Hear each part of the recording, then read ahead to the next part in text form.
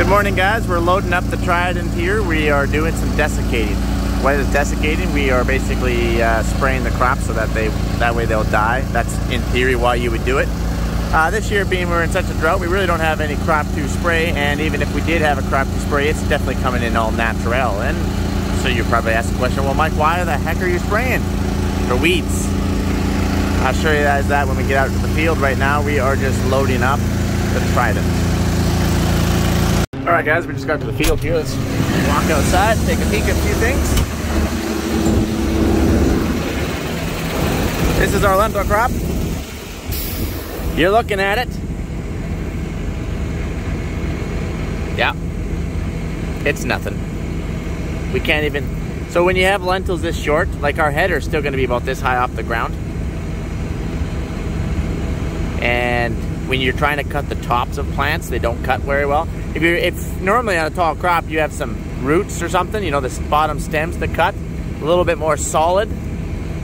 So they'll kind of sit there while you snip them versus up here, right? So they're gonna cut like crap. Yep. So anyway, why are we out here? That's a good question.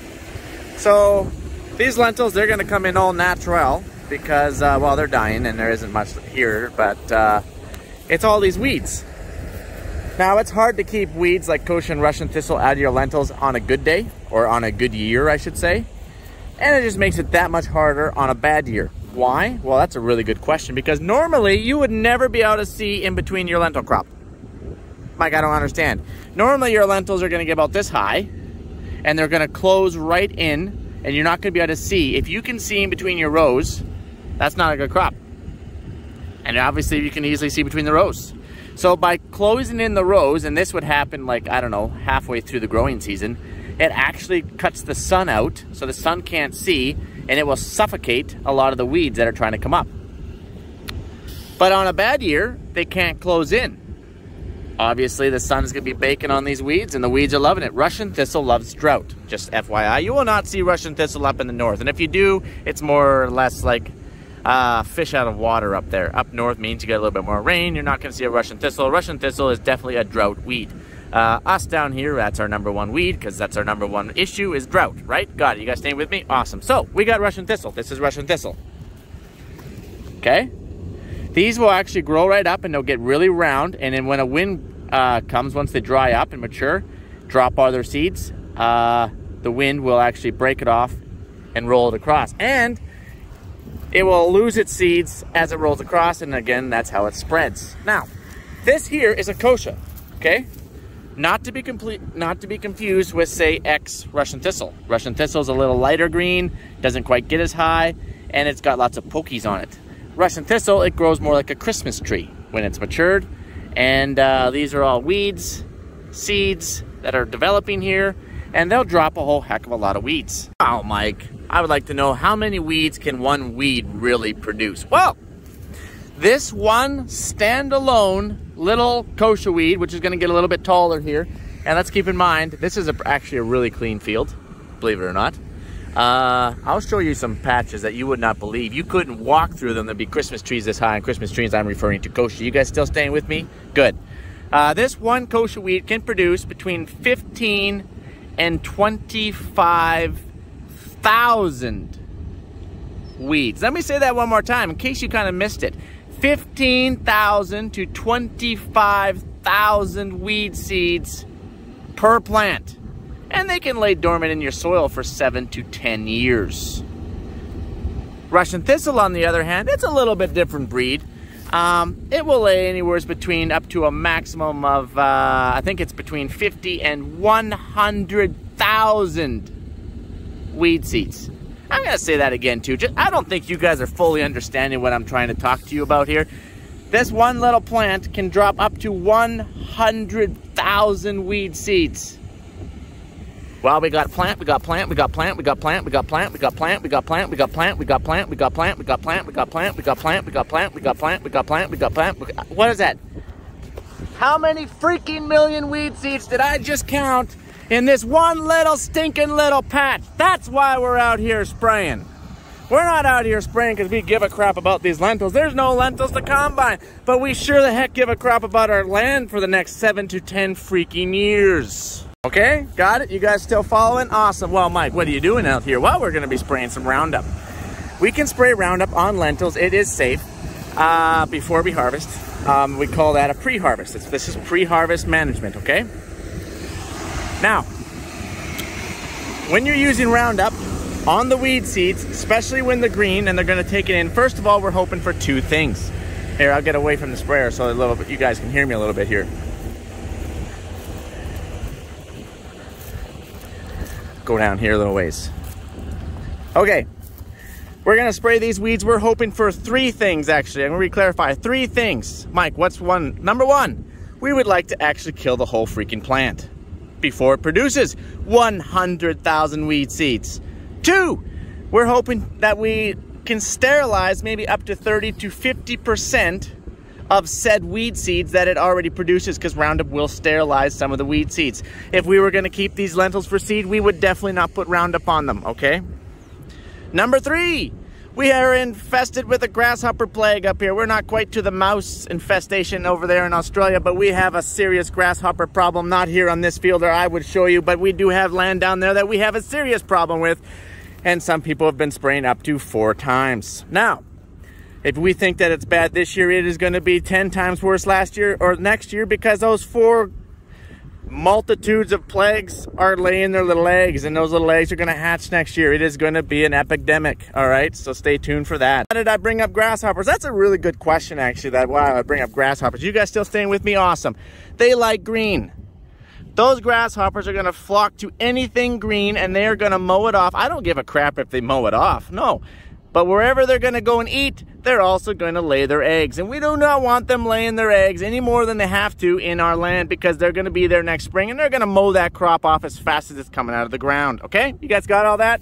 That is the reason why we're out here spraying. That is the reason why we're spending money on a zero crop that's going to not pay for it. Got it? Got it. Whoa, whoa, whoa, whoa, whoa, whoa, whoa, whoa. Mike, I've got questions. I kind of figured you guys would. So you basically what you're telling me is you're not going to be making any money off this crop. If you think that we're going to make money off this crop, you guys have another guess coming. There is no crop to cut.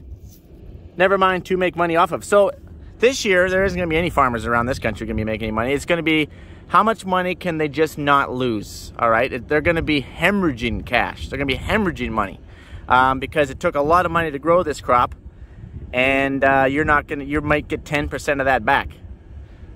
Wow, Mike, you make enough money in the good years. You don't have to worry about it. Let me tell you something. You can lose a lot more money on a bad year than you could ever make on a good year. You lose, if you, depending on how you're managed and whatnot, obviously every farm is different. Just like every human is different, you're never going to find the same farm that's the exact same.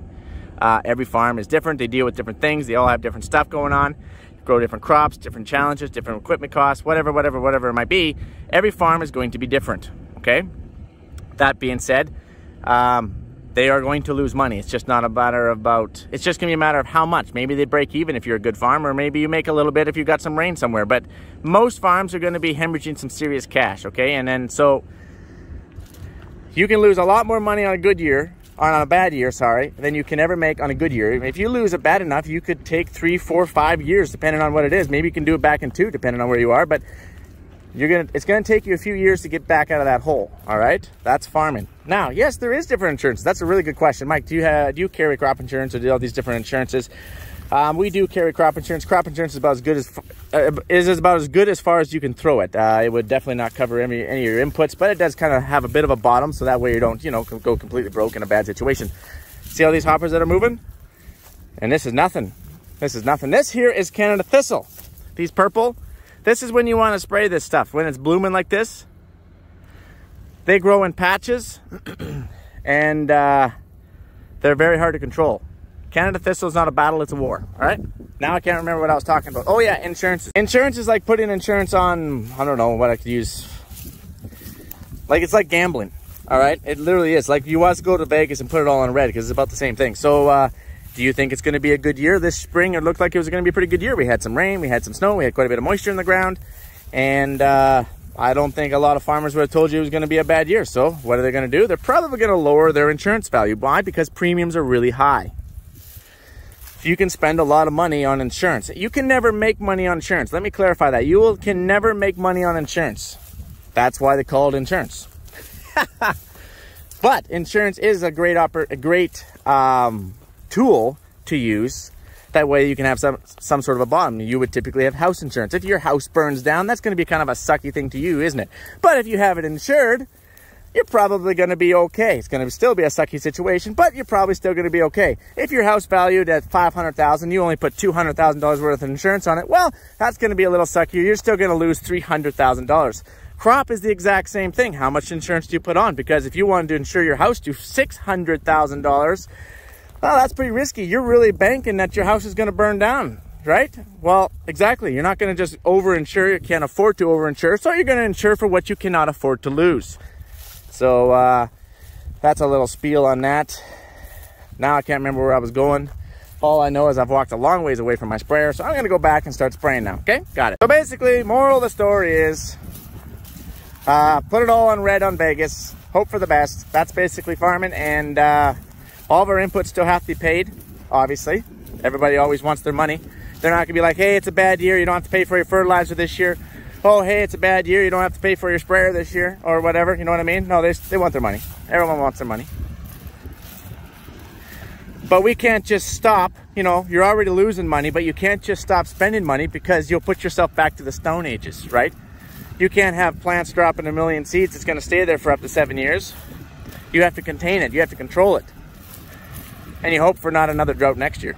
Well, Mike, how are you going to pay for everything? Well, you got to sell some kidneys. You got 2 after all. I think you got 2 lungs too. See what stuff's worth on the black market. And with that, I'm going spraying. Adios. Well, Mike, I got some other questions about weeds and so on, and you know, why don't you just not spray it? Oh, let's walk out here. I'm going to show you a few things. I'm a very hands-on kind of guy. This here is kosher weed. Oh, I got a phone call coming in. There we go. Phone call done. Anyways, this is kosher weed. This is a lot of kosher weed. This is what happens if you don't use chemicals. Chemicals? No chemicals. Yeah, no. There's a few lentils in here. There is, yeah, somewhere down here. Yeah, kinda. Not really, I guess, anymore. So this is what will happen if you do not control. Controlled? Not controlled. How tall are these? Oh, let's just wander over here. This is kochia, and now we got Canada thistle patches. That's, like I said, that's a war. Now we got a bunch of hoppers in here. There's no hoppers up there, really, was there? No. They like green. How tall are some of these things? Oh, let's just see. This comes to right about there. Now, I'm about 5'9½", so I'm not the tallest guy in the world, but believe me, kochia can get really tall. Remember, 25 to 50. These are going to be more like the 50,000 seeds per plant. There's a lot of plants in here. Now, there's a lot of patches like this too. Look at all these weed seeds.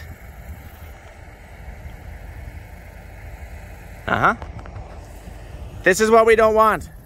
You farm like this very long, you out of business. You out of business real quick. I don't want to be out of business.